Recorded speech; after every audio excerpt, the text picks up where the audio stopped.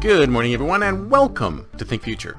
My name's Calabucas, and once again, we're coming at you live from deep in the heart of Silicon Valley, California. We're talking innovation, startups, the future.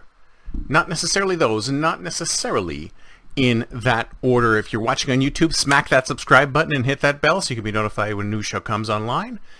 And if you're listening on your favorite podcast service, please subscribe and please drop a note on Apple Podcasts. I greatly, greatly appreciate it. So what is it that human beings want? What is it that humans really, really want? Let's think about it for a second. What separates us from the rest of the animal kingdom? What is it about human beings that makes us different from the rest of the animal kingdom? Well, we have a self-awareness, right? We are self-aware. We know we have a life. We know about other people. We can plan for the future. And we also know that we will die at some point in the future.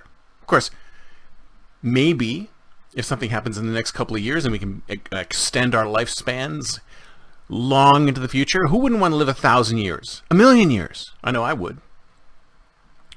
But right now, we're stuck in this place where we don't really know what we want, do we? Human beings don't really know what we want. And what is at the core of human nature? What do human beings really want? What underlying thing do human beings want? Now, you can look at human beings as animals and say you could say that they want the same things as animals. They want to be able to be alive, they want to survive, they want to eat, they want to procreate. So at the underlying layer, human beings are very similar to animals. But if you think about Maslow's hierarchy, once those things are solved, once those things are dealt with, how do we get beyond that? Where do human beings go? And that's where they get into philosophy and other diversions like sports and things like that. But really, what do people want to do?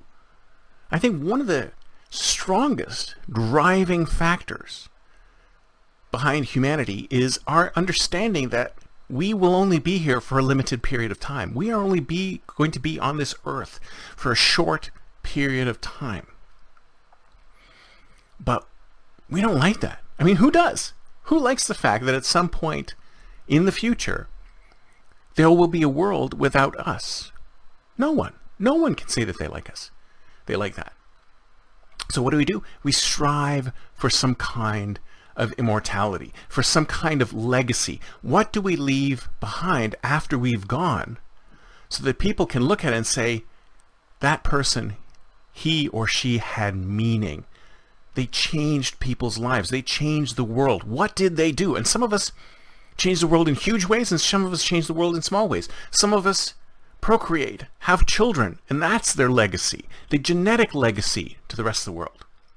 But underneath it all, isn't that one of the things that's driving human beings, driving human nature, is the desire to leave some kind of legacy, to be immortal?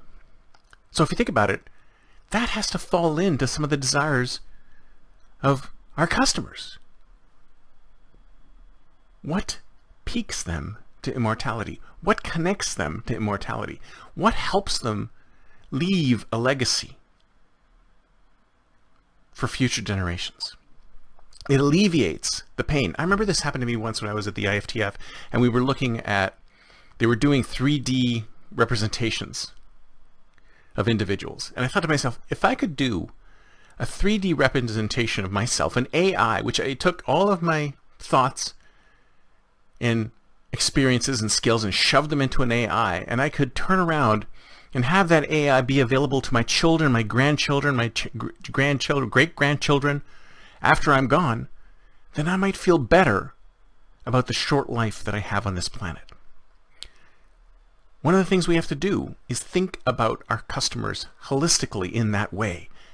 How can we change our product? How can we tweak our product so it leaves them a legacy, makes them immortal? That's it for me for today. See you next time, and until then, don't forget to think future.